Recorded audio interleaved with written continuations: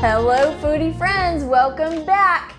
Ironically, we're going to be doing a sourdough bread this week. And I say ironically because for some reason it seems like sourdough bread has just exploded across YouTube and the internet. Everyone, I guess, is doing it. And if you watched last week, you'll know that we randomly picked this recipe out of a bag and had no idea that we were even going to be making it. So I guess for whatever reason, the universe just wants everyone to make sourdough bread, and they even got to us. So we are going to do my great Aunt Madge's recipe that I told a little bit of that if you watched to the end of last week's video. And this is kind of a little bit of a different take on sourdough bread. This is more sandwich friendly. So instead of the round loaf with the scored top, we're actually going to be making more of, something you could do for sandwiches and that kind of thing. Now, we've always called this just sourdough bread, and I'm not really sure where my great aunt got this recipe, but this is actually, another name for it is Amish friendship bread, because this particular recipe is very popular amongst Amish communities, and they use it kind of like a chain letter where they'll make a starter, they'll make a loaf of bread, and then they pass it on to another woman. They're passing on the starter also. So she can use that starter to make a loaf of bread, pass it on to someone else, so on and so on throughout the community. It's actually pretty cool. I'll show you how to make the starter, and then we're gonna go ahead into the actual baking itself. So stay tuned. I know you will absolutely love this bread, and it may just become one of your favorites. Okay guys, so we're gonna start by making our starter. I've got my quart jar ready, and I would recommend doing a wide mouth. It just makes putting all the ingredients in there a lot easier. So you're gonna start out, I've got 3 tablespoons of potato flakes here, otherwise known as instant mashed potatoes. So, and you can use any brand, it doesn't matter for that. So that goes in your jar. Then you've got your 1 tablespoon of yeast. That goes in your jar. I've got my 1/2 cup of sugar. That also goes in there.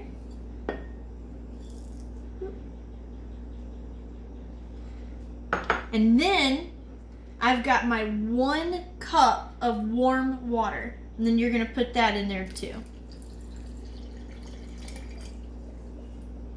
And that's it. That's everything that goes in the starter.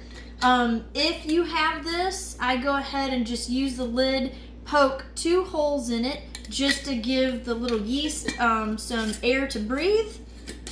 You're gonna put that on there, and all you have to do is let this sit somewhere in your warm, like somewhere that's really warm. I usually keep mine in the kitchen because that happens to be the warmest spot in our house because I always have the oven going. But you leave that in a warm spot for about 3 to 5 days. You want it bubbly, and you want it to have a very distinctive yeast odor. And right before I make my bread, I will actually feed this again with the exact same ingredients and the exact same measurements. But we'll get to that later. For now, we gotta leave this guy alone and let him do his work. All right, so I'm going to show you kind of a little cheat that you can do with your starter to help facilitate the fermentation process. So what I did, and you'll notice that our oven is nice and clean now. If you saw last week's video, you will know what that is in reference to.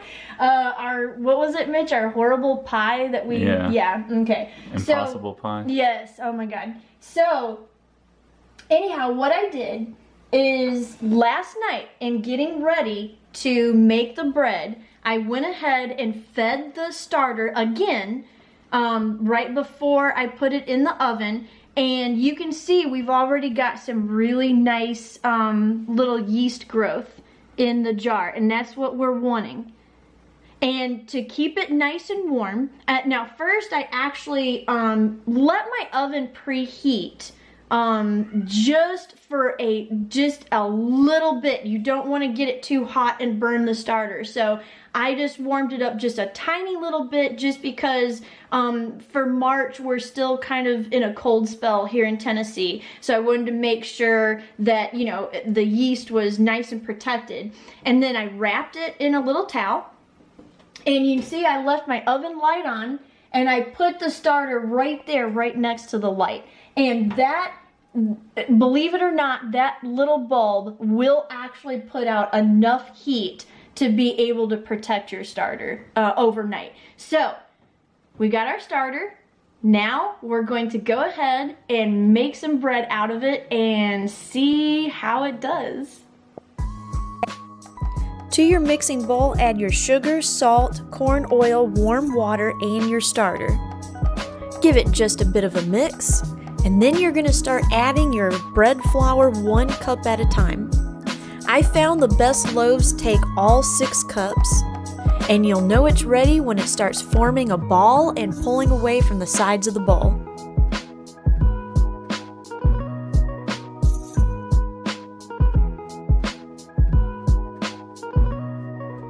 Now you're ready to put it into a greased bowl. Turn it around a few times so that you get the grease on all sides of the dough.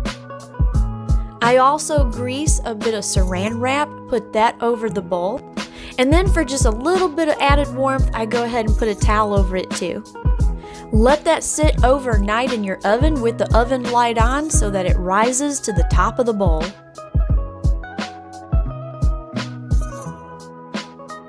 When it's to the top, now you're ready to knead your dough.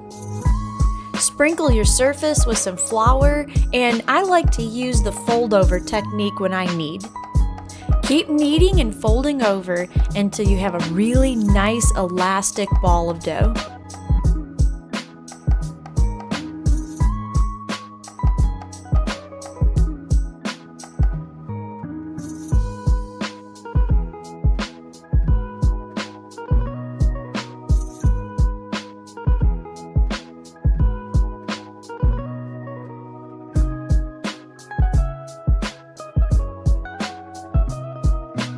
Now you're ready to divide them into 3 roughly equal sizes. I knead each one of the 3 just a little bit, and sometimes tuck the ends in and always put the seam side down. Make sure you put them in greased bread pans so it makes it a lot easier to pop the loaves out once they're done. I cover them back up with the same saran wrap that I had over the bowl and the same towel. And of course you don't need to put them on the cookie sheet. I just did that for ease of carrying them all to the stove. You'll do the same thing with the oven light on and let them raise in the oven for about 3.5 to 4 hours, or until the bread reaches the top of the bread pan. You can see here I've got them right where I want them. I remove the cookie sheet so that they get even heating on the bottom, then turn the oven on to 350. You do not need to remove them for the preheating process. In fact, they'll rise a little bit more as your oven heats up, and that's exactly what you want. They'll bake for about 25 to 30 minutes, or until a knife inserted comes out clean. Soon you'll have beautiful golden loaves of deliciousness. And now what you've all been waiting for, more of that buttery goodness.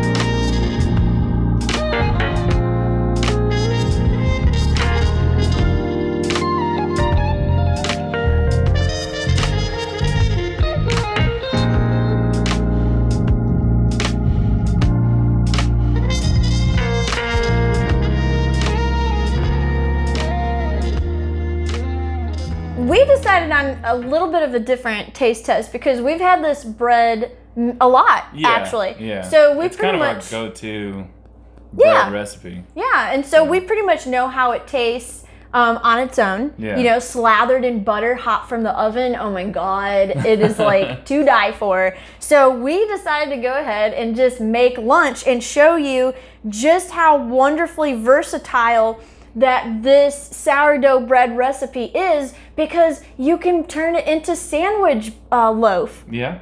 If We've you want also to. used it for rolls. Yes. The same recipe makes a great roll. Yes. And we've also used the exact same recipe for cinnamon rolls. Yes, that's an excellent point. And that's actually what my Aunt Madge did also. She would, and something really cool is you can make hamburger buns. Yeah. With this. So you can do a dinner roll, a hamburger bun, or cinnamon rolls.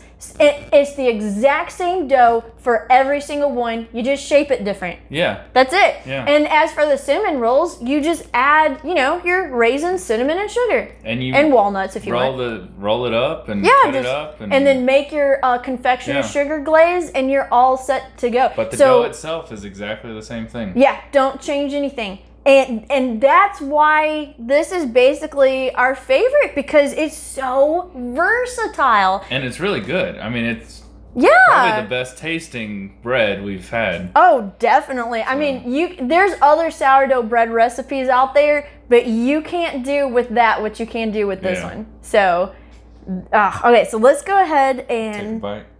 Yeah.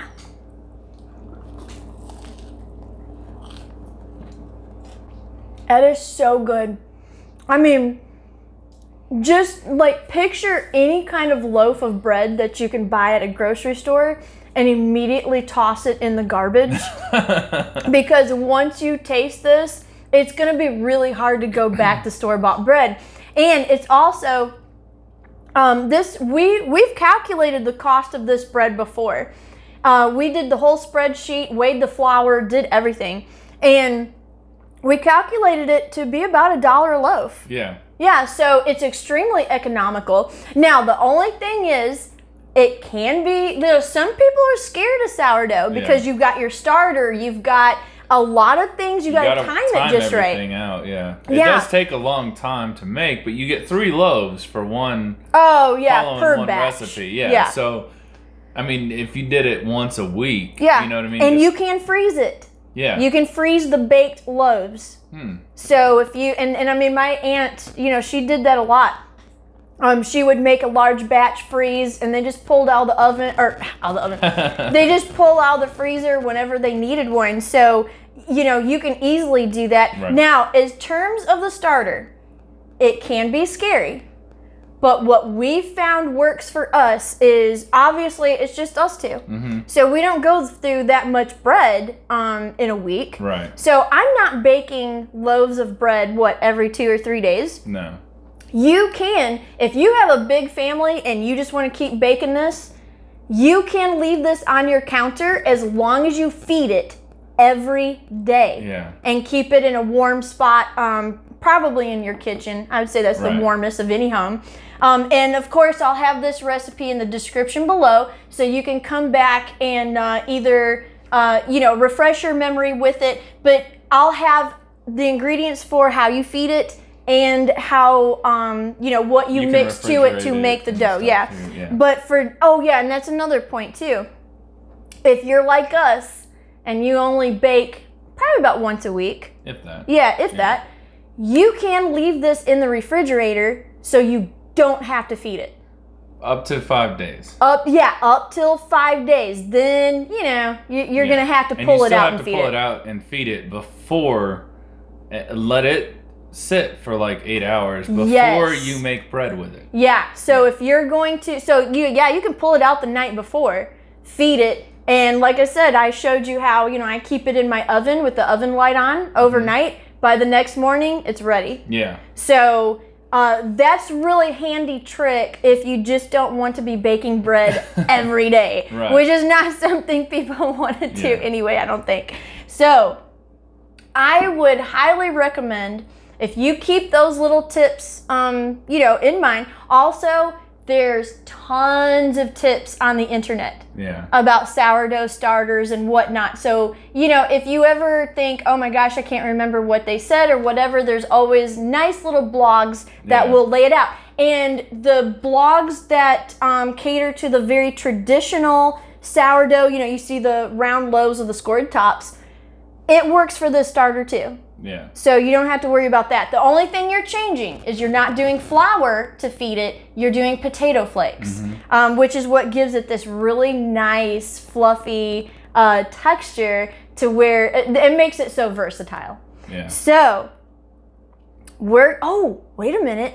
We got to pick our next recipe. Oh, that's right. Yeah. right. Okay, so before we get to do our lunch, we had to pick next week's recipe. So now you remove the bread bag, right? Yeah, okay. bread Now bag. we don't want to pick that one Another again. bread. So you pick a random bag. All right.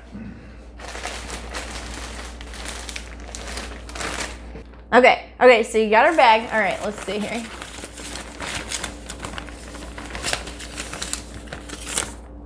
Oh. Oh, wow. Wow. Okay. That's fancy. Risotto with asparagus and prosciutto. Wow. I guess that's what we're making next week. So we're going pretty fancy. Wow. Okay. Now, I've made maybe one risotto in the past. Never have made it with prosciutto. So that's pretty interesting. And it looks like this was definitely cut out of a newspaper. Wow. Now, can I tell you which one? No. I mean, it could either be, she subscribed to the Detroit News and the Greenville Sun. So this could be a Tennessee paper or this could be a Detroit newspaper. We just don't know. But either way, I think that's going to be kind of fun. Yeah. All right, so let's see what this mystery newspaper, let's see if they're any good. All right. All right, so we'll keep that to the side. We'll be getting our groceries for that. And thank you for watching this week. Really hope you enjoyed it. Really hope you try this bread. You will not be disappointed. And if the first one fails, don't worry about it. Just keep trying. Sourdough bread does take practice, and that's okay. You know, I mean, baking is kind of a science. So you just kind of have to learn it. Yeah, and if your, first batch turns out to be absolutely perfect, rejoice. Yeah. Because that's a really lucky streak right there. Yeah. So we're gonna go ahead and go enjoy our lunch. We hope you make this bread. We'll see you next week for a mystery risotto. Thanks for watching. Bye. If you like this video, make sure to hit the like button and hit the subscribe button for future videos. In the meantime, here are 2 videos you may enjoy. Thanks for watching.